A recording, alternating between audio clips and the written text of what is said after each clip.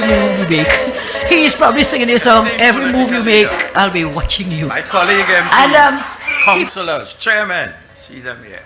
I'm constituents of Princestown, UNC family. Good evening. Tonight, I could have spoken on many issues bedeviling our country under Keith Christopher Rowley. I could have spoken all night about all the problems. I could have spoken about an entire family in Blanchisseuse being murdered one by one over a land dispute.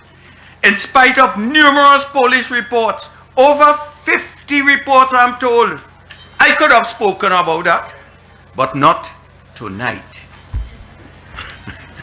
I could have spoken about the waste of public funds on a 2-day PR exercise and how that money could have fixed every road, every pothole in Princestown.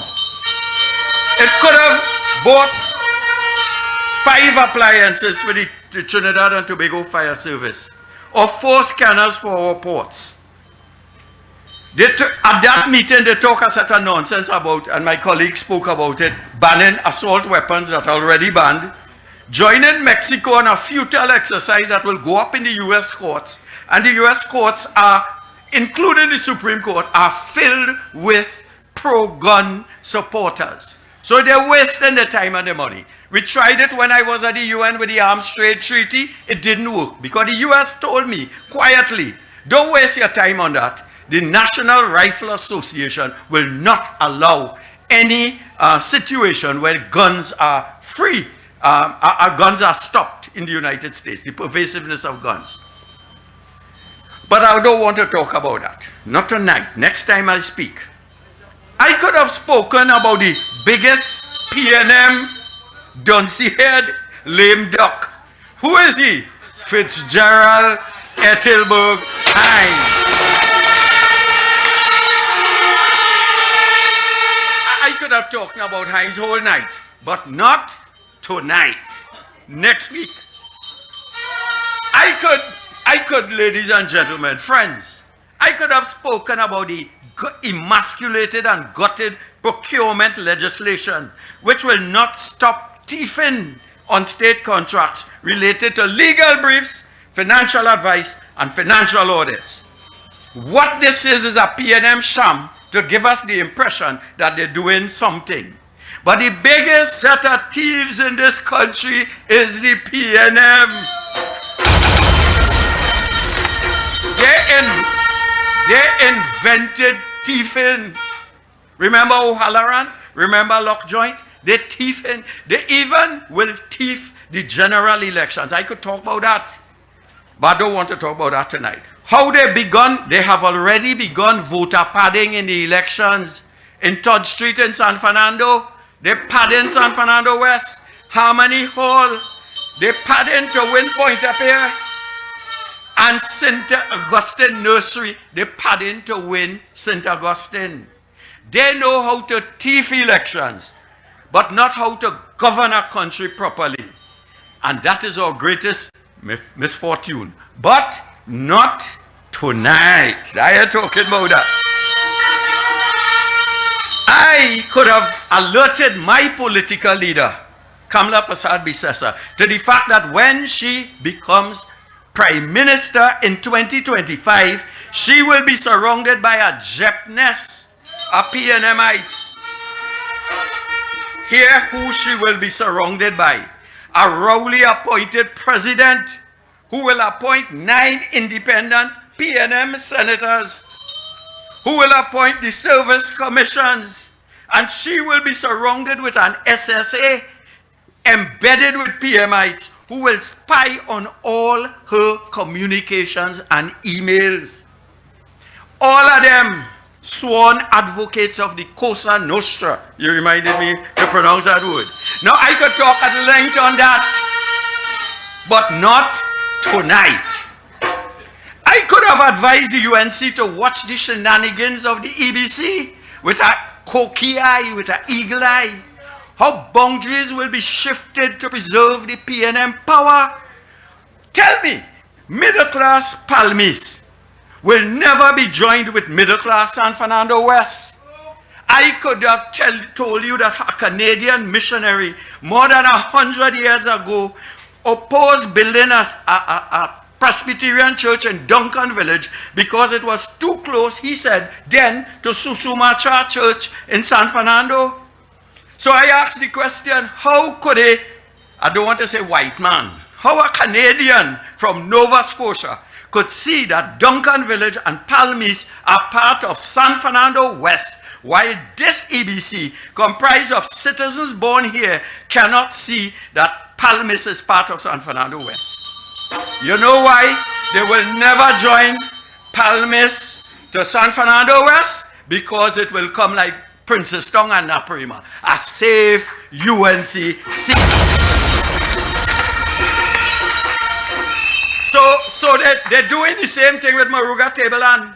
They're snaking down all over the place to find PNM votes. Laloon, Rock River, St. Mary's, blah. And on either side, if they call for sneeze, is UNC supporters. So, and now they're trying to pad Princeton with supporters in Buenenten too. But I could have talked about that.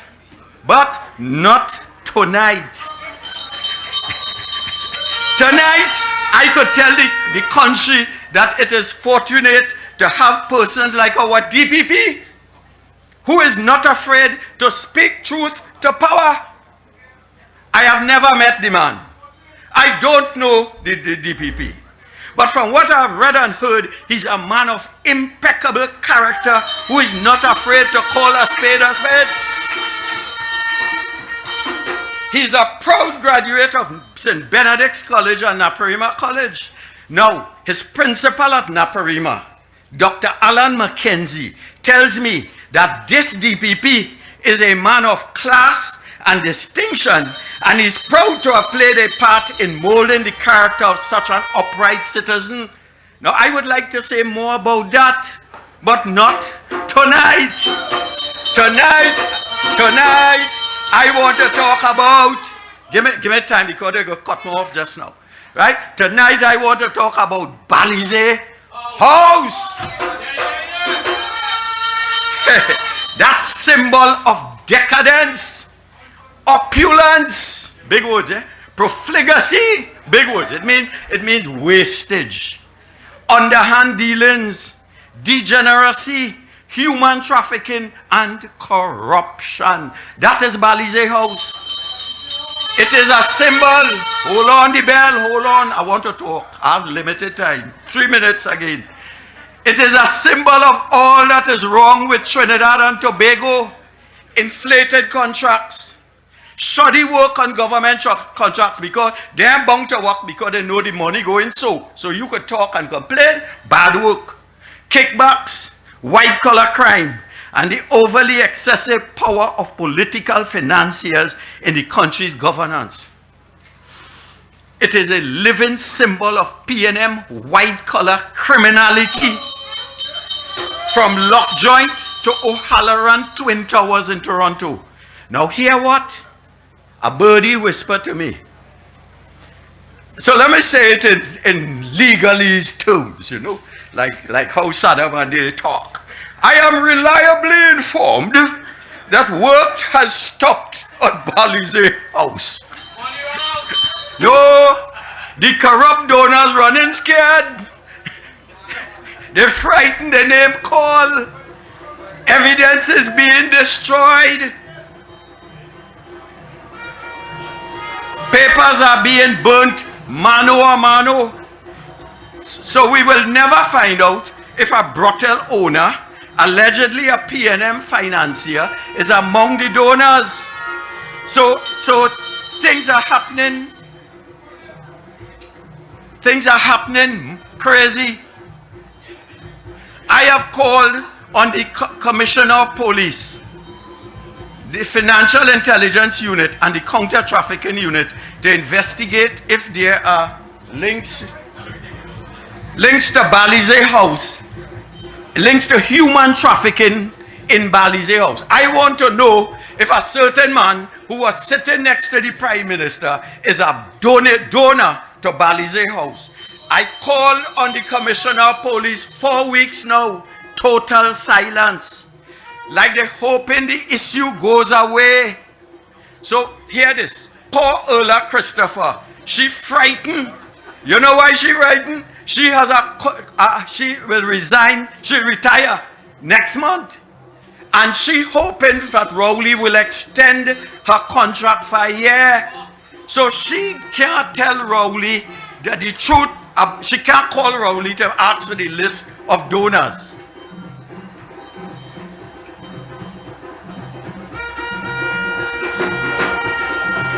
So we asked. The US government said 2 years ago we had government officials complicit in this thing. And now we read in the papers today, 3 years after, they're employing an expert. The US is giving them an expert. So I am worried. I am worried that Ola, because she is scared of Rowley, will come on a report that is one-sided to lick up the UNC. And I tell her, if she does that, she's going to feel the wrath and power of the United National Congress.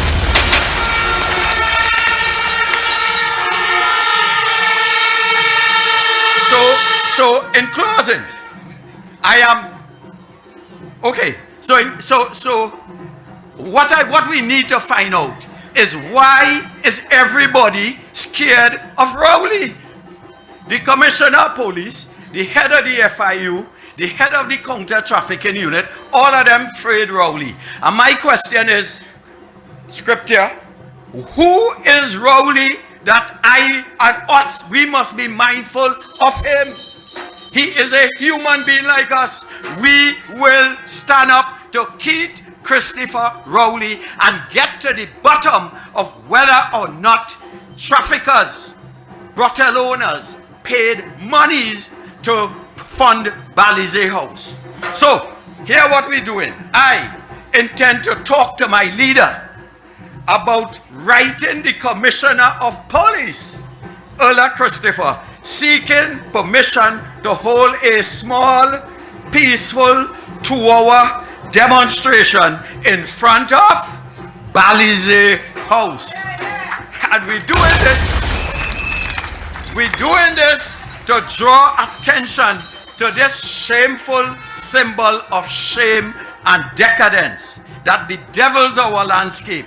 We will not let the issue wither away and be forgotten. We will not. And Trinidad and Tobago be on notice today that we will keep Balize House and all that it represents in the forefront of our society, to allow them to understand the criminality that is involved in that. So we look forward to receiving the necessary approvals from Ola, knowing full well that she has a contract and she probably scared of Rowley. So now is the time for true patriots to come to the rescue of Trinidad and Tobago. If ever Trinidad and Tobago needed sons and daughters of character, class, vision, and integrity, it is now. So ladies and gentlemen, when the clarion call is called and the bells are rung and we summons you to come up yonder, will Princess Tong be behind the UNC in demanding change and demanding information and demanding the list of donors? Ladies and gentlemen, I thank you. Yeah, this is a message